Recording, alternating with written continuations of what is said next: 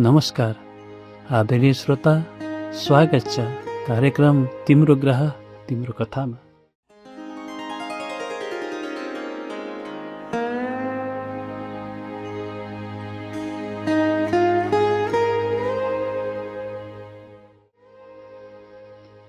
घाम सबैलाई मनपर्छ, तर कसैले पनि घामलाई कति जल्नुपर्छ भनेर सोच्दैन। रविवार जन्मिएको पुरुषको जीवन पनि धेरै पटक यस्तै हुन्छ। मानिसहरूले उसको उज्यालो देख्छन्, तर त्यो उज्यालोभित्र कति आगो छ त्यो कसैले देख्दैन। सानैदेखि उसको काँधमा एउटा गहिरो वाक्य बस्छ, बलियो भन, रोएर होइन सहेर।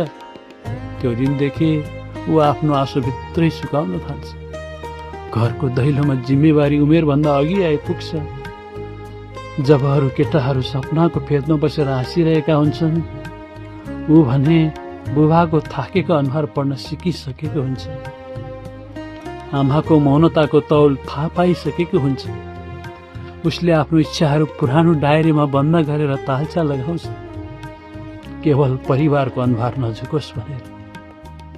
यहीँबाट उसको भित्र एउटा कठोर सूर्य जन्मिन्छ।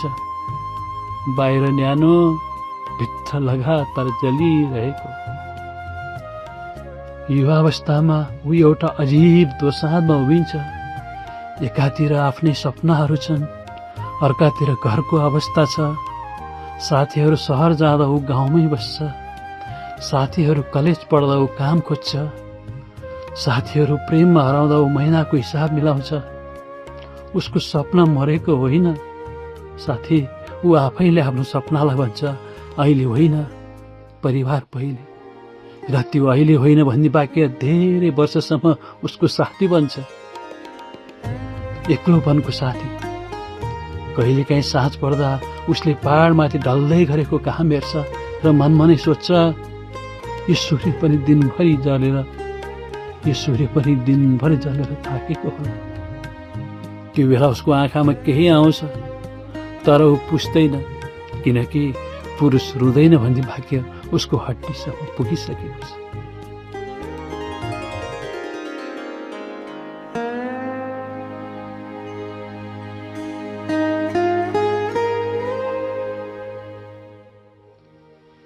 आर्थिक सङ्घर्ष उसको जीवनमा कुनै एक घटना होइन, त्यो त उसको दैनिक श्वास हो। बिहान उठ्दा सबैभन्दा पहिले उसको दिमागमा पैसाको हिसाब आउँछ। आज कति चाहिन्छ, कति छ, कति कम छ, घरको भाडा, स्कुलको फी। महिना सकिन लाग्दा उसको निद्रा पातलो हुन्छ। ऊ राति ढल्किन्छ, तर सुत्दैन। छतमा हेर्छ र भित्रभित्र हिसाब मिलाउँछ। बाहिर कसैलाई थाहै हुँदैन, किनकि उसले कहिले भनेन म थाकेँ, म डराएँ, मलाई गाह्रो छ। यी वाक्यहरू उसको जिब्रोसम्म आउँछन्। हो श्रोता, तर बाहिर निस्कँदैन, किनकि उसले सिकेको छ पुरुष बोझ बोक्छ, गुनासो गर्दैन, र यही मौनताले उसलाई भित्रभित्र खोक्रो बनाउँदै जान्छ। धुलिएको चप्पल लगाएर ऊ हिँड्छ। कसैले देख्दैन, कसैले सोध्दैन तिमीले कस्तो छ। उसको प्रेम त्यति सजिलो हुँदैन, किनकि उसका लागि प्रेम भनेको खेल होइन। प्रेम भनेको घर फर्किँदा निम्न लागेको दियोले पनि अझ एक पल बल्नुपर्छ भनेर पर्खिरहेको उसमा हो। आश्रय हो, सम्मान हो। तर दुर्भाग्य, उसले सबैभन्दा बढी चोट त्यही ठाउँमा खान्छ जहाँ ऊ सबैभन्दा सच्चा हुन्छ। त्यसपछि ऊ कम बोल्छ, कम खुल्छ, कम अपेक्षा राख्छ। पुराना काठको झ्याल चाहिँ बिस्तारै बन्द हुन थाल्छ। बाहिरबाट हेर्दा ठिक्कै देखिन्छ, भित्रबाट हावा छिर्दै।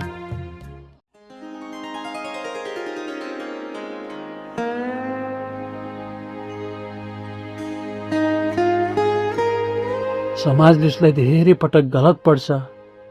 बनावटी हाँसो नआउने मान्छेलाई घमण्डी भनिन्छ। झुटो प्रशंसा गर्न नसक्ने मान्छेलाई अहङ्कारी भनिन्छ। तर वास्तविकता के हो भने ऊ घमण्डी होइन, उसले केवल धेरै पटक अपमान मिलेको छ। धेरै पटक आफूलाई प्रमाणित गर्दा गर्दै थाकेको छ। जहाँ सम्मान हराउँछ त्यहाँ उसको मन बिस्तारै बन्द हुन थाल्छ।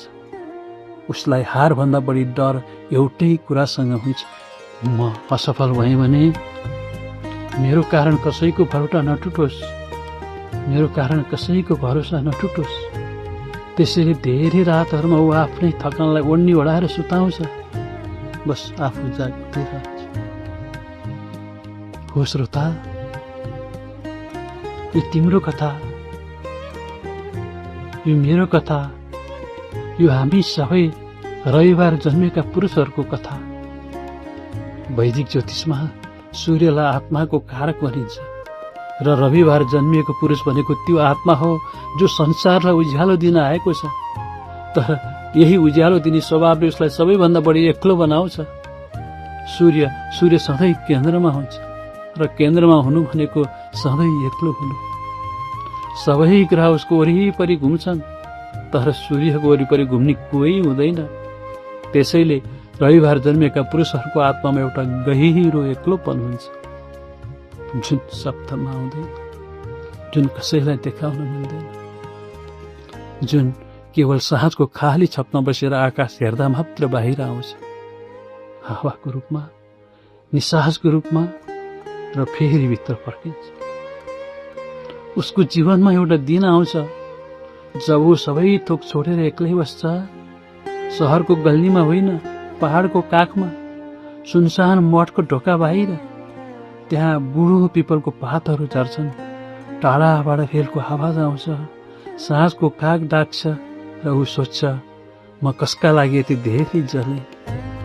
त्यो प्रश्नको जवाफ आउँदैन, आवाज आउँदैन, केवल जाडोको हावा आउँछ र त्यो हावाले उसको थाकेको आत्मालाई एकपटक छुन्छ।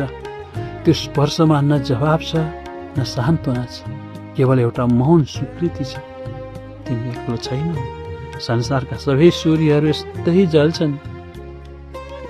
सायद त्यसैले रविवार जन्मेका पुरुषहरूलाई भिडभन्दा खाली छतको एकान्त प्यारो लाग्छ।